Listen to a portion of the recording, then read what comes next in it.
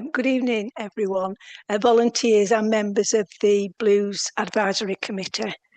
Are there any apologies for this meeting? We've received apologies from Councillor Dorothy Lord, Councillor Ian Robinson, and Councillor Patricia Hannah-Wood. Thank you. Is there any declarations of interest for anything on the agenda today? No? Item 4 is minutes of the meeting. Can I ask anyone who was there to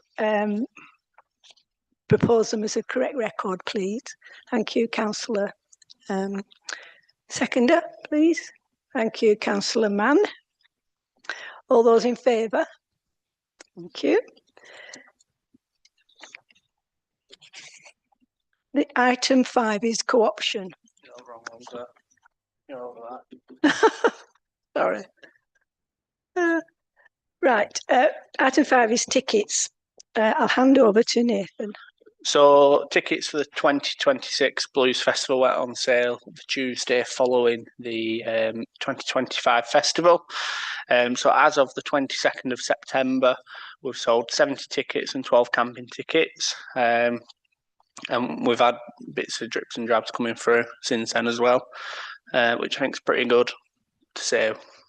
Obviously, we're not even in 2026 yet. And out of those tickets, we also did the early bird offer, which they sold out within a couple of days, which obviously is great to see. But that's where we are with tickets at the moment. What, 5, you said? 12. 12. Where did I get 5 from? No idea. Who knows?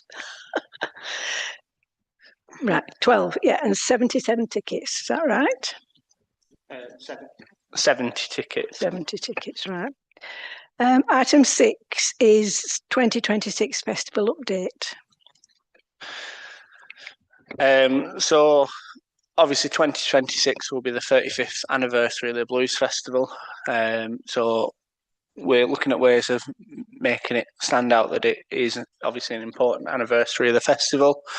So we're looking at different ways we can improve the festival and just showcase how great the festival is. So there's various bits that are happening behind the scenes. Some stuff we can't announce yet, but we are delighted to announce that we've got the Hippodrome back on board and the Little Theatre as well, which is always good. And we are looking at other ways to show off the festival, especially with it being 35 years. Couple of different bits we're looking at just from bits of feedback we've received over the festival weekend. So we're looking at adding in more toilets throughout the event area, because we had quite a couple of comments and concerns about there not being enough toilets available. Obviously all the pubs are busy, so we're looking at additional toilet locations for the festival weekend. And there were quite a few comments regarding the price of food from food vendors. So myself and the town clerks had a discussion to see what we can do to try and bring the cost down to keep it obviously affordable for those attending the festival. At the moment, the catering process for the festival is done on a tender process. So traders and vendors apply and they tell us how much they're willing to pay, so kind of bidding for that pitch, and obviously to win it they're paying quite a lot of money in the region of £1,200 for the weekend, which is obviously, if they've got that as the rent, then the staffing and the stock and all the other bits they've got to pay. That's obviously why they're charging high amounts for the products. So we were looking at maybe changing the process. So instead of it being a tender process, it's done on its set price for that pitch. And we can obviously put an application form together to see what sort of products are going to be selling, what sort of price list we're looking at. And that way we can put food vendors in that are going to be reasonably priced, following guidelines for obviously single use, or all the catering trays and cups and cutlery, that sort of stuff. But it would also mean that we can have a bigger variety of food instead of it being, your burger van, your hot dog van. It would allow more traders to get involved, giving us more options to give us different cuisines from the top end to the bottom end. So if everyone's happy with that, I can do a report and we can take it to the FES committee to decide if they feel that's worth doing. But obviously it's up to you guys if you want to send that recommendation. Does anybody have any comments on that? Yes, Alice. I just wondered if we'd spoken to the local traders about this and whether we'd have any input from them. We've approached the local business quite a few times to say, do any of you want to do a pop-up for the festival? We don't get anything back.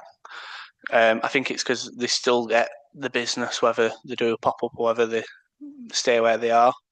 But obviously, if it was to change to the application process, it may encourage them to take it up because they're not risking £1,200 plus, because obviously it'd be a much more reasonable rent than that. So you never know. Some of them may say, "Oh yeah, I can afford to do that. Let's give it a go." Trodden Agricultural Show have had the same issue, and they've got a new type of regime. So perhaps it'll be good if we speak to them, because they said the food is much healthier that they're offering and it's cheaper, and it seems whatever they're doing seems to be working. So I think we should at least speak to them to find out what they've been doing. Okay, everything right. Can I get on to item 7, which is the update from the Colne Blue Society?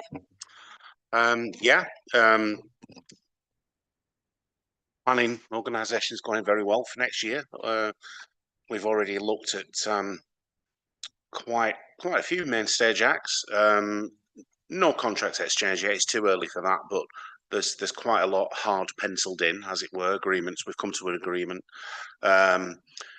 Obviously, as Nathan said, it's 35 years next year, so it's a big year. We want to make it special. We do have quite a few plans, most of which are still under wraps. They will be announced in due course, but we've got some fairly big ideas. I can tell you that we are talking to a few international acts as well as homegrown talent, and it's looking good. It's looking very good. We've already got the bones of a really good lineup, so quite happy with that. Good to hear. It's when we first started off and we didn't know where it was going to be, but you seem every year you're more, well, you're obviously more confident. Trying to up the game. Yeah. And I mean, this year's was marvellous. Anybody, any questions for Simon? Other than to say thank you and how wonderful it was. Yes, John. It's been touched on twice already that it's the 35th anniversary and it's hopefully going to be bigger and better than before. So I'm risking something here by saying, are any plans, thoughts, considerations for involving the Hippodrome again? The Muni. Yeah, I was so embarrassed by using the word. I avoided using it. Yeah, the Muni again. Are you going to take that, Nathan? Yes, he is. At the minute, we can't confirm nor deny. Discussions have happened, but everything will be announced in due course. Alice. Did you say we're still going to be using the Exchange Centre, St John's? We've not had a discussion with them yet. It all depends on discussions that are ongoing elsewhere. But in some way they will be involved, whether it's as a main stage or whether it's for another use. But discussions will be had with them when we know where we're at. Thank you. Anything else on update from the Blues Society? No? The next The next item is feedback from the 2025 festival. So there's been various bits of comments from over the weekend, quite a lot of positive comments from how well the security presented themselves and how professional they were, how great the bands were, how good the fringe element of the festival were. Really positive comments over the weekend. In the pack that I gave out just before the meeting, you will see an email that we received. This received at 1 p.m. on the Saturday of the festival. And it's just regarding a couple of concerns the local residents had. If you just want to have a quick read over the email.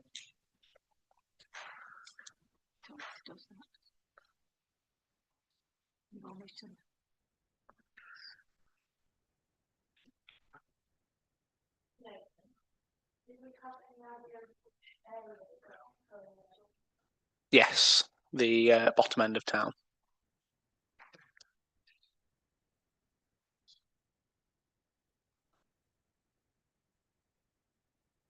Where? Towards the bottom end of town. So near the Crown. Yes. I presume it will be from sort of Lord Street down. It's not about the toilets, is it though? It's about it's about people weeing on the street.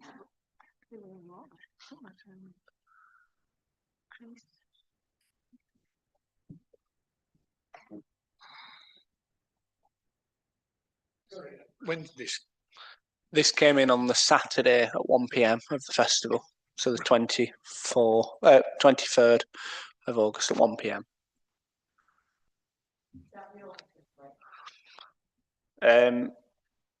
Pretty much, yeah. Just one person. So obviously from that complaint, we have looked at what we can do to prevent issues such as more portable toilets. We have also looked at putting more signage on the street to show where toilets are, which will be using metal crowd control barriers with weights on, and they'll have double-sided banners on showing toilets with a big arrow, so people can't say, "Oh, I didn't know they were portable toilets." But if anyone's got any comments, please let me know so I can send a formal response back. Well, they talk about. Oh, sorry. Go on, Simon. I'm just curious about the reference to drug taking. I know there has been a problem with that at the West End of town in the past, but I specifically asked the licensing team and Steve, the licensing officer, if he was aware of anything that had gone on, whether his officers had told him anything, and he wasn't aware of any incidents. Certainly nothing that was involving the police. Whereas in past years, I know that there have been arrests made.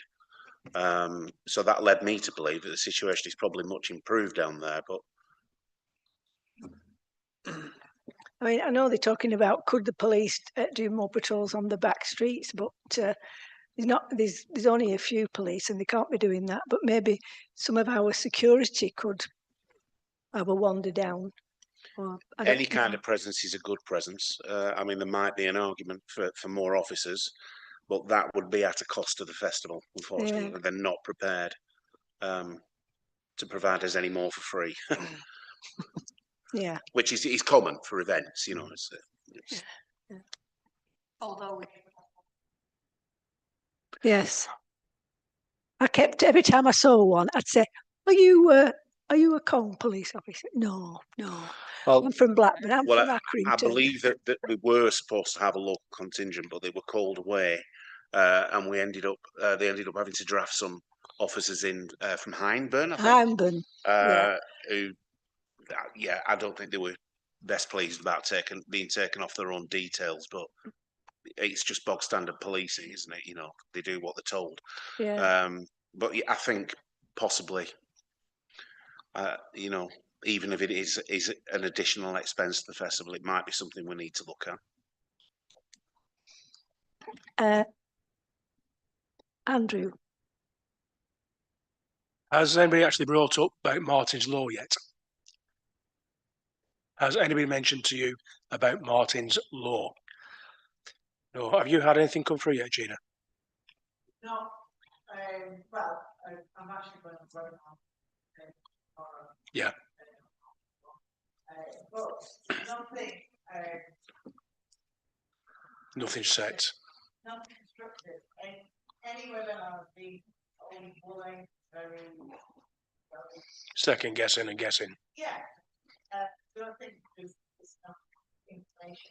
Yeah. out there. I mean, particularly, you just take each event on its own merit. Obviously, the blues festival is a lot more complicated because it's town-wide. You can't restrict access. No. You can invent, but not the overall event. And also, I've been trying to find out who is responsible. Is it those that run the venue, or is it us The event runners. event owners? I think it may be a case of there'll be one for the event as an event, but then you'd also have one from each venue, possibly. What I will do, because this was brought up at Pendle Borough, that when he's brought in, he said it'll be brought in law in 2 years. But if there's any further incidences, it could be brought in earlier. So it's a fluid one at the moment. And it's all about the security and safety for events. Even if you have 50 people in here, you'd have to have a Martin's Law action plan made, as well as what's down there. But The actual venues that it says it's those with the capacity over 200. yeah, So, which obviously would be the right to.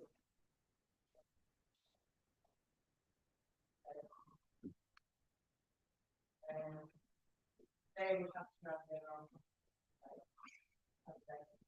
Yeah. But not just the blues, overall. it's any event. Then they put their protocol in place that would be applicable to any event. Yeah.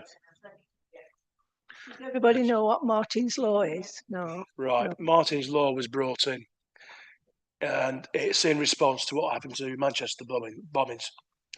And because of the fear of there wasn't enough planning for the emergency services to react. Then you've also had the incident in Liverpool where somebody drove through or waved through a barrier area, pedestrian area. It's to try and stop items like this happening or terrorist incidences. So a Martin's Law has been brought in that says if you're going to have an event, it could be inside or it could be external, that adequate safety plan, if you like, is put in place. I will speak to Pendle Borough again and find out where they're at getting their training, because we did say that to lay something on to event organisers within Pendle, not just the councils, but to anybody who's like, say, having a bingo event or a gala, that they need to have some form of training to understand what's going on. But I know it's another 2 years away, but it's something that needs to be looked at when they decide what the actual criteria are. I think it's all based on venues that you can search people coming in, do all that. Yeah. Be a town manager. It's going to be a struggle. I think it's more a case of make sure we've got accessible areas that if something does happen. To make sure that if something does happen, that you have appropriate procedures or plans in place to do. Yeah. Is that not book anyway? Yeah. But I think it concentrates more on potential. Can I ask the volunteers about some of their feedback, if they want to feedback what they found? Yeah. Right. Well, let's ask the volunteers. I know the office was very busy and you had long hours. I know that was the case. Oh, I'm sure you did. Yeah. Yeah. But you know, did you think there were too many hours you were on too long, or was it all right? Okay, I was just checking. Any other comments or issues? Yeah. And we have tried to make changes in, like the mobile professionals.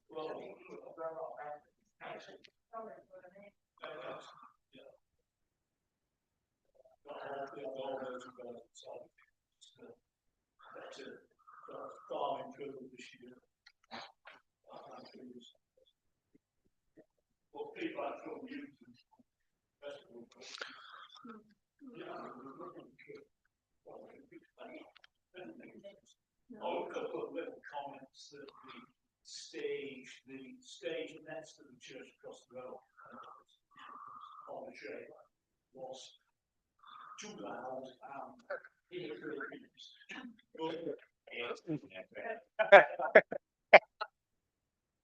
Yeah, there'll be some changes for the outdoor stage next year. Well, I've got some feedback, sorry, about that. It was when the Barrowford Community Choir was on. It was too far back, so that people who were behind the wall, because it didn't project, so you couldn't hear. Where the year before they were on the road and people could sing along, but because they didn't have microphones and that, and they were underneath the thing, you just, I'm not deaf, but I struggled to hear what they were singing. So They were offered microphones, but they didn't want them. They said they were loud enough. or maybe it was the wind or anyway. No.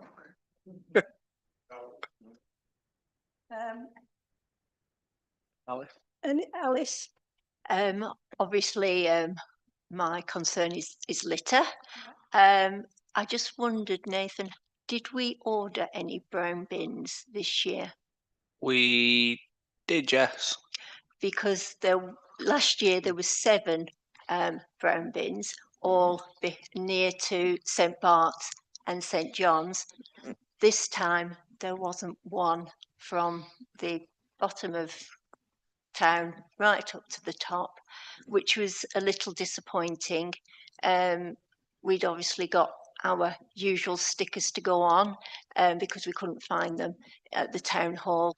And when we came in the early mornings to pop them on the bins, there was no bins there. So hopefully that can be resolved. I'll follow that up with Pendle, but we'd ask them to, for every normal street bin, to pair it with a brown bin. Yeah. But they've obviously not done that. And also, do we pay for them in the afternoon to come and litter pick? Because we see them all in the morning when there really isn't much going on. But around about probably 3 o'clock would be quite good for them to be there for an hour or so, just so that we don't become overwhelmed with the bins. It's taking out the rubbish from the bins. We don't take the bags out because you end up with a lot of liquid in the bottom. So what we do is we just take from the bins to make sure that somebody's got somewhere to put. And if they've got nowhere to put the rubbish, then it's piled up next to the bins. People are trying, but if there's nowhere for the rubbish to go, then that's what we do. Yeah. For the next meeting, I'll get the document from Pendle which states what we have and where, Yeah. just so that the committee can review it, and any changes I can then send back to them and say. It's really pairing up, really, and making sure that we put the stickers on, because obviously people come from all different places and they don't know what a purple bin is or a blue bin or whatever. So that's what I'd like to see. maybe we all need bigger bins. Right, any other feedback from anybody?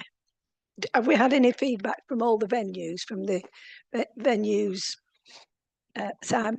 Generally speaking, the venue seemed happy. There's 1 or 2 bits and pieces that we might need to change around for a couple of them for next year, but they were all happy with the bands they got.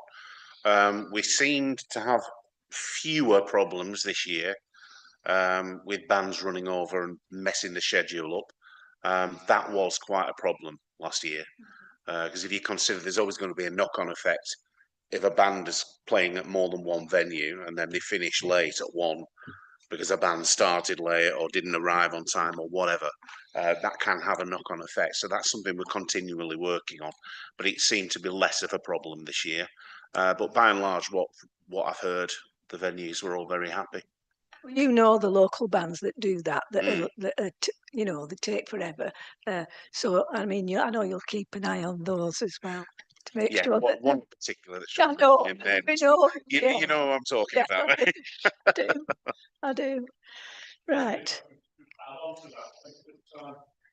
Well, we went merchandising in the Hippodrome, and the changeovers there were generally a larger band. Were really slick. They were excellent to time, and the sound quality was fabulous. The Hippodrome it was is the very A slick. team, as far as I'm concerned. Yeah. They're fantastic. They really are. Well, can I ask with any feedback from the rugby club? Yes, first of all, I would say that it was the best lineup that I can remember, and I've been connected with it for since its instigation. The camping went very well. We actually got quite a lot of people just turned up on the day. I think the previous 2 years of weather being very poor, there were people were waiting till the last minute, and where the camping figures of the council was down, ours was up, and so the figures actually more or less equaled each other. I think there was one complaint from someone down Harrison Drive about a sewage issue, which I'm trying to resolve. I did have a word with Chris, and they checked. Somebody else must have reported it to the rugby club, and we checked, and the actual floor was normal. So we're wondering if there's a blockage somewhere below Harrison Drive that's leading. But we're still looking at that. The other thing that was a big plus is the bus service, which I believe hopefully next year it's going on till a bit later. That is a number of people who comment on that.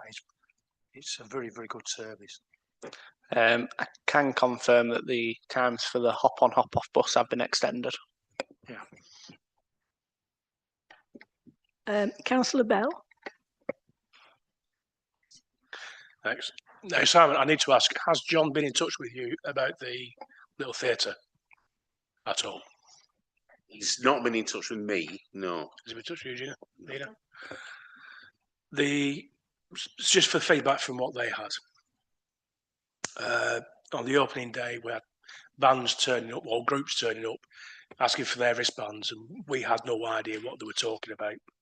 So I think there was one guy who did the hokey cokey from here down there and back again several times before it was rectified. We also had quite a few people turning up saying we're family and friends, but with no wristbands. Even the security didn't know anything about it.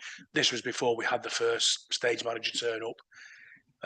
It may be something to take on board for next year, that those that are coming down, if they're booked in, they say how many they're actually looking for, and they get them before they turn up.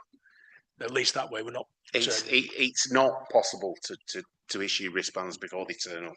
Yeah. There was an issue getting them down to the venue in time, and it was actually quite a while before we'd realised that it had been overlooked. Yeah. Luckily, it was just the Friday night. But I mean, it's really quite simple. You know, if somebody turns up saying, "Oh, I'm such and such," unless they're supposed to be playing there, sorry, you don't get in. You've no wristband, you don't get in. Go and find one. Especially at the little theatre. Especially at the little theatre because of its capacity. Yeah. We do make this clear to all the main stage artists that it is not a free for all for them to go where they want, when they want. That it is at the discretion of the stage managers as to whether or not they can get in to a venue that they're not playing at, you know, because it all depends on capacity. We're not having people getting in for free when these ticket holders can't get in. Now, that rarely, if ever, becomes a problem, but we don't want it to become a problem. So we do make that clear. Yeah. I've already spoken to Nathan about the way that the ID and wristbands and things like that is going to work next year, and we think we've come up with some improvements, don't we, Nathan, to make it all generally run more smoothly. I say that it was just a Friday night. Yeah. The Saturday went fine. Yeah, it Sunday was went- just an oversight. Unfortunately, it wasn't corrected until quite late into the evening. But Yeah. Absolutely, it was one of the very few things that went wrong, I think. Yeah. I have a bit of feedback for the Little Theatre, and that I don't think your bar worked. Well, it very did well. until the internet went down, so they couldn't take card payments. But it's before they've had a thing outside like a bar. People could sit outside with the drinks. They could see what they were. Now it's all in a fridge thing, and you're trying to see what's what. I don't think it did. It was very customer friendly. Put it The that problem way. is when I've spoke to the chairman and the committee, it was unanimously voted that they do not have the outside bar, because if we have weather like we had last year where it was absolutely torrential, they'd be fighting a losing battle. Plus, a lot of the drinks are supposed to be cold, so then to get electric out there and have a fridge outside as well, that was one of the hurdles. So the decision they made was we got there, what stock there was, everything was cold. There was plenty of stock inside, so nobody went without drinks. But I can tell you exactly what stock they had. But the problem you've got to look at is it's only a small area. It's not like downstairs where you can have a full bar. It's not like the Hippodrome where you've got a long bar and a cellar. There's no cellar there, so it's restricted in what they've got. I mean, I remember John ran the bar down there, didn't you, at the Little Theatre? Yeah. And that was quite. It was a social area as well. People sat for and it's yeah. But if the weather's nice, it'd be nice if we could have something. The question is though, was that Dogs. before or after that they had the foyer built? Before. So we've lost. So before if that was done before, we've lost quite a lot of the courtyard. Unless you open up that side, don't seem to. But that side is where the bands were going or the acts were going for the green room. That was. Because I was in that green room. Well, what were you doing in the green room? Because Tom had to I've got a book for me. Yeah. So, Just a point. I mean, you're absolutely correct. Obviously, the courtyard is a lot smaller than it used to be. But in 2022, Corn Blue Society ran a full outside bar down there with plenty of draft beers. It is doable. You just need somebody who can set it up for you.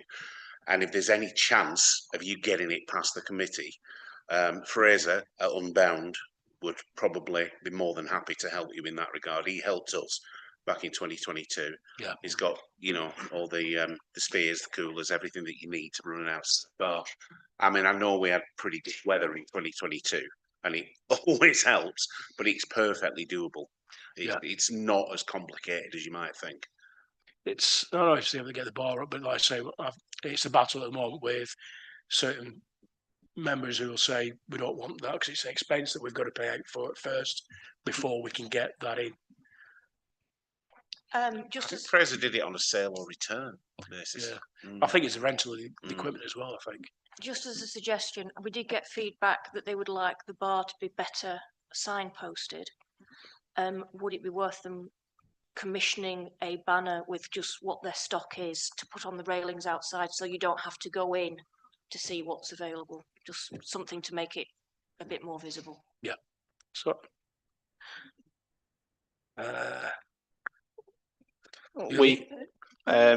we could also reserve some gazebos as well. So if it is looking like weather's not going to be the best, we could reserve some gazebos so that you create a sheltered seating area as well if needed. The only other two things really, well, apart from the fair, which was brought to my attention numerous times, the timings for the fair, I believe it was 10:30 one night, 11:15 another night. So we've had a look at the agreement with the fair and we're changing it for next year so that they've got stricter operational times. So the cut-off will be 9:30, no later. and we're also going to be looking at putting a condition in their agreement that they've got to provide their own security and their own first aid team. If they don't want to provide their own, we'll provide it, but obviously we'll put the rent up to cover that cost. So it is something that we are looking at for next year. Obviously, if we still have issues with the fair after those conditions have been put in place, obviously we'll then bring it to the committee to look at either removing the fair from the event altogether, or obviously what else can be done to prevent issues. But we've got a couple of conditions we're going to be putting into their agreement for next year. Norris. One other one was on the Friday evening, midnight, there was a police officer who was driving down Albert Road in his car. Obviously, he's looking for any trouble, make sure everything's all right. He's gone down one of the side streets where the barrier had gone out. And then 5 minutes later, I think I was stood beside you talking to you when a taxi turned up, who just turned around and said, oh, the road was open, and decided to drive up the road. I actually made it clear to him that every taxi company was told that that road is closed till 2 in the morning. Doesn't matter if this barrier's been moved, that it was still open, it was still shut. When I showed him my ID for being the borough councillor, that's when his face dropped, because he was just trying to play dumb at that point. But it's something. Obviously, we've put the barriers out. So any issues with taxis have been reported to Pendle, and I've been reassured from taxi licensing that it'll be dealt with accordingly.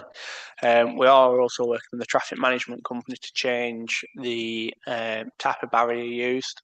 So instead of it being the flimsy plastic road barriers that anyone can drive over, we're looking at putting metal crowd control barriers there that will be linked together. So one, if you want to move them, good luck. And two, if you do get them, if you want to try and move one of them, you're not going to get them apart because they're linked together, and they're more likely to stay up with the if you've got any wind. But it also gives us a potential sponsorship opportunity as well, where local businesses will be able to have a banner on those banners for the weekend. So we're looking at a couple of different options to make the road closure area a lot more secure, and obviously eliminate as many problems as we can with people breaking access into the area. There's just two last ones. We had a bit of an issue with sound on the Saturday morning. It turns out the building next door decided to have workmen in and start drilling through their walls. So when they were on the band was on the stage, all you could hear was the drilling. We looked it up, we got that stopped with it very quickly. Yeah. Who was working on a bank holiday weekend? Next door, because they were drilling through walls. And it was like, we've got a band on, and where you're drilling it, it's reverberating through, the sound band's giving it, what's going on? But apart from that incident, anybody we spoke to that came out, they were happy. In fact, the bands were very happy with the acoustics. They were happy with what we had provided, and the people who did come to visit us were very happy with the layout, and they were, apart from, Mary not happy with the bar.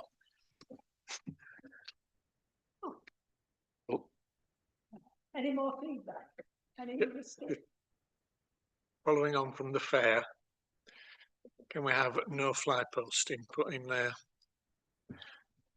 2 or 3 of the fastened to the railings, okay, but not on every flipping building from the Crown to Skipton Road.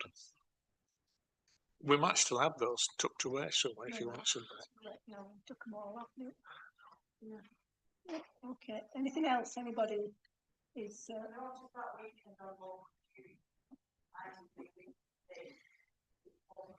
I know.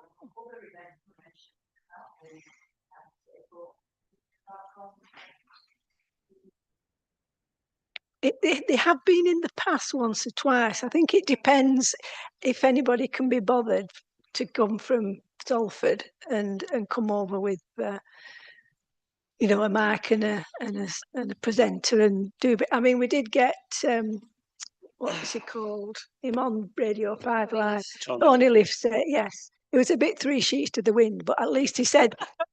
At least he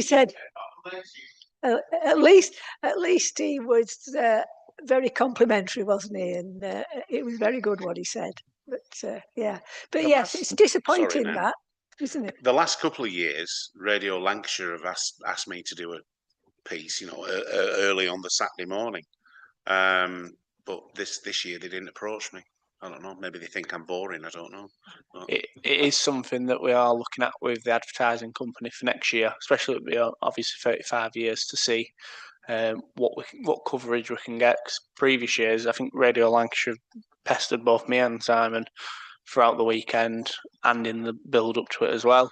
But obviously we're looking with the marketing company at what we can put out to press to get the coverage from obviously regional and hopefully national as well.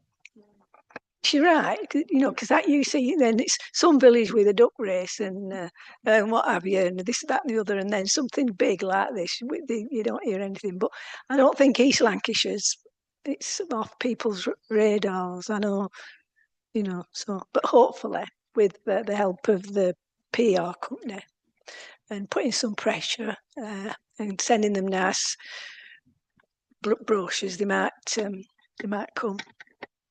Sandy? Just one last one. It's been mentioned to me several times that if the Blues Festival is supposed to be in the town, I know it is in the town, that people have been asking is why we don't have anything around the market area. Can we look at next year, if this roads changes do happen, can we look at possibly having something up towards the market area?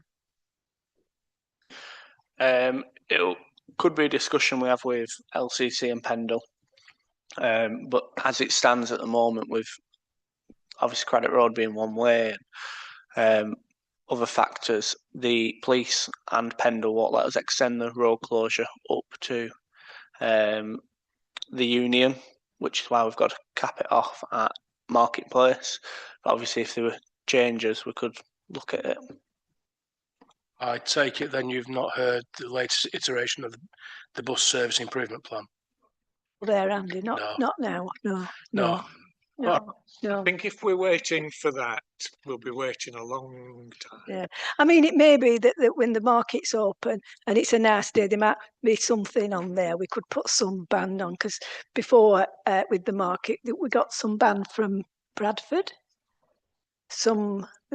They had saxophones and the brass and what have you, and they wandered about. But it's not ever been really up there ever, even when it was the leisure services doing it. If people put something up there, they do it, themselves, I think. But yeah, it's something to think about. Any other feedback, or are we done? Done? Yeah. Yes, sorry. Nathan, could you give me a rough figure of how many tickets were sold for the actual festival? No, 500, 700?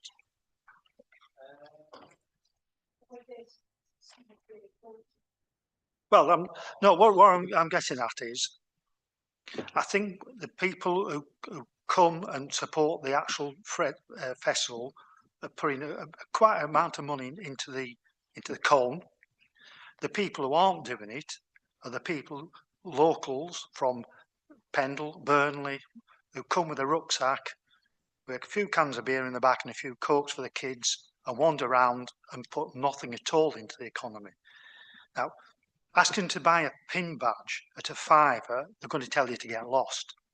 But I thought perhaps getting a charity sticker, like Oxfam or something like that they put a peelable one that put on the shirt or the sweater or whatever that says I'm supporting Blues or something like that, and they put a donation in a bucket, might increase the income for the festival. Even if you have to pay chuggers to go around and give them a commission, you're going to get something out of it. I wouldn't have thought it would cost that much to produce.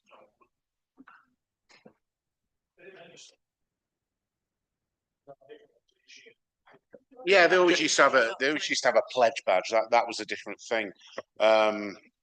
It used to be you paid a £5 and you got a pledge badge in a programme, and a lot of people used to do that because they collected them. I mean, I'd love to see the proper pledge badges coming back. They used to sell well, didn't they? you had to, if you wanted to go into the Leisure centre you couldn't get. the leisure centre, There were which certain was venues you had to have one. you had to have one of these to get in. Mm. So I think that yeah, I think at one time it was if you wanted to, I mean, you had to have your tickets for the main stage, main stages, but you could visit, if you remember, they used to call them roadhouses, what we refer to as the official fringe now. They used to call them roadhouses, and you couldn't get into a roadhouse venue unless you bought a pledge badge. Theoretically. Yeah, theoretically, but that kind of, it's kind of not fair on the venues, really, you know, because they want customers and they're being told, well, you can't let customers in unless they're wearing a pledge badge. It kind of doesn't really work, you know. But I mean, I'm sure you're right, Bert. And there are ways that we could extract money out of people. Yeah, I mean, even if it's only bucket rattling, you know, put you change in here and you get a sticker. It's easily done, you know. You can do like the QR codes, can't you? That like say you can just give like £2, and then people can just we actually and do it that way. I mean, Colne Blue Society's always had a QR code for our Just Giving page, but this year we had some little cards printed, and we kind of made it into a prize draw. You know, scan the QR code, donate, and you'll go into a prize draw for some free tickets next year. But it doesn't really seem to have generated much interest, does it? That I think the effort of scanning a QR code, it's just easier to throw some coins in a bucket, isn't it? Especially if Yeah. they've had a few drink, they just get hand in the pocket, change. Yeah. put it in. Yeah. suppose you could.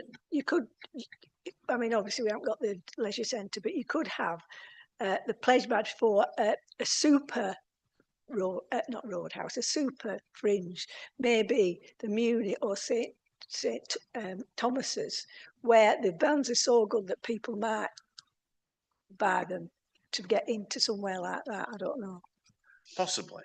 One of the things we are looking at for next year, obviously, with it being 35 years, is we'll have the festival pin badge for 2026, but we'll also have a limited edition 35 years anniversary one as well, and they will be limited sort of once they've gone, to hopefully try and get a little bit more money from the die-hard blues fans, but they will literally be a limited amount, and they will be gone by the end of the weekend.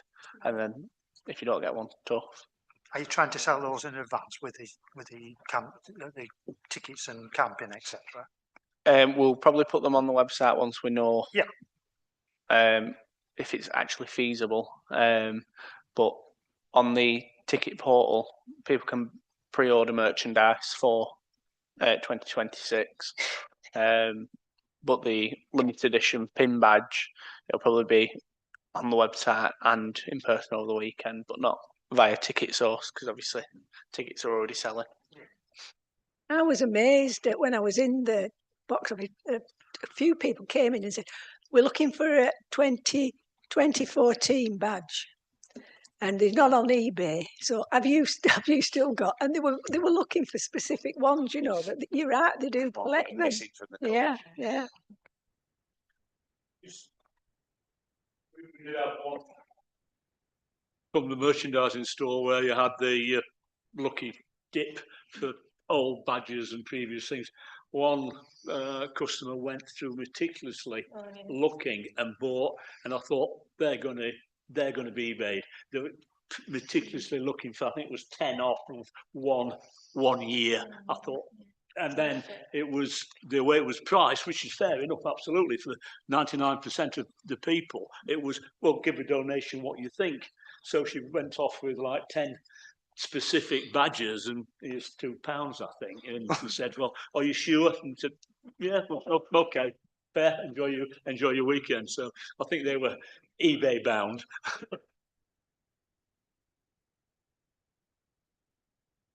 Can I just go back to that last one you're saying about going down with a bucket rattling to get the shrapnel or the paper if you get, or the rustle? Well, I've said with the poppy appeal this year, I've got the tins, but I've also got a QR code.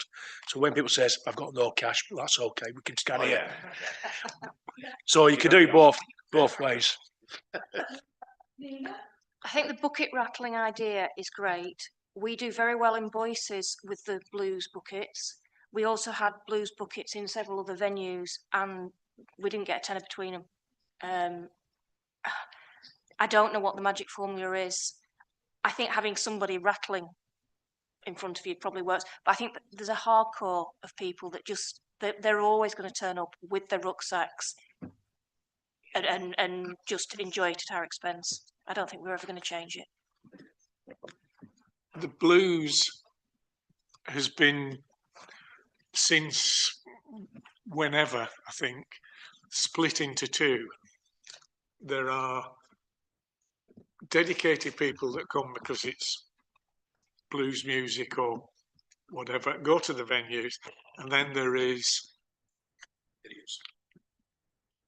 probably 3 times as many people who use it for a good excuse to have a few bevies, roll down the street and just have great fun and witness the fact of the music playing below Lord Street, which if anybody heard blues down there, I've been much amazed. It was all sort of headbanging stuff, but then I am getting old long in the tooth. Not in the venues, it wasn't.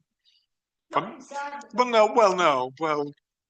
but that wasn't on the street. Certainly on the opposite, on the sunny side of the street, there was lots of it.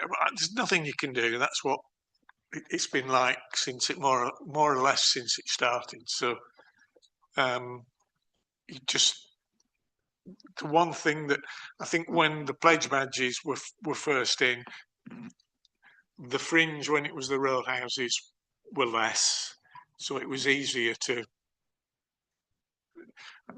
I think a pub that had, the Crown used to take part then, but then they were one of not as many. So it's horses for courses, and I think we've hit on a. I'm losing my voice. We've hit on a system that is working, and let's. I think one keep it going. I've always said this. I think one is mutually dependent on the other. Really, this is something that we keep trying to get across to local people. Look, please buy a ticket. Even if you don't set foot on a main stage all weekend, you're going to get your money's worth just from the bands that you'll see in the pubs. But if you don't buy tickets and we can't book acts, the festival will stop. And people will argue, oh, well, the Fringe will continue. No, it won't. Absolutely, it won't. If there are no main stages, there will be no festival, and vice versa. Because it would not be worth trying to get 3 venues to stage all those bands if there wasn't a big fringe element to the festival. It's all interdependent, and you can't really put much of a restriction on what kinds of entertainment buskers, people that aren't being paid, what kind of entertainment they choose to put on the street. And to anybody that would complain about it, I would say, why are you complaining about something that's for free? You want to see blues, buy a ticket. But yeah, it's all interdependent. And we've got a long way down that route now, really. It's a bit like the man with the spinning plates. You got that one going, but there's one at the other end that then needs. Yeah. Well, I'll have the last word, if you don't mind. Just about, is there any way, when there used to be trains coming quite often, and they were full of people. They were local, but not from Conley, Burnley, and Blackburn. I think Blackburn's probably there, maybe Preston. But there must have been a lot of advertising over in that area, in Blackburn and that, to allow, because they used to, you could see them get off the train and start walking up there. So I just think the PR company could perhaps look at being a bit more strategic in other East Lancashire towns, and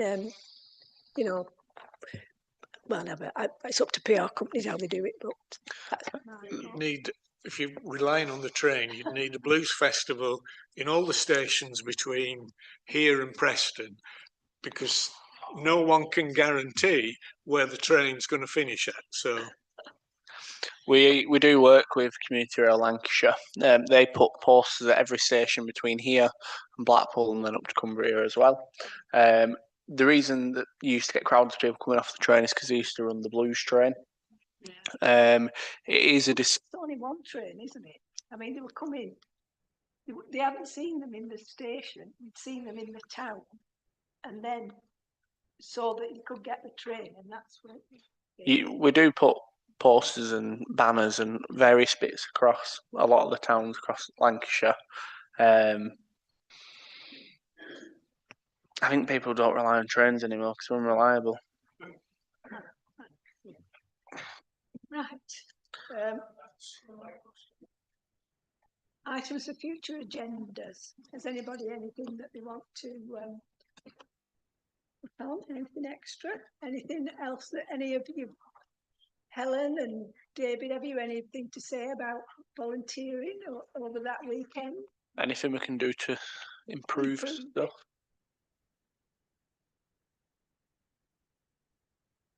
Okay. Date and time of next meeting. It's 8th of December at the moment. That's the date that we have in the diary. So Yeah. Same time. Same time, yes, 6:30. So I think there might be some food for us to say thank you to the volunteers and all the. They're warm. I can smell Yeah. The pies are good. Are you staying for pies, Anthony? No.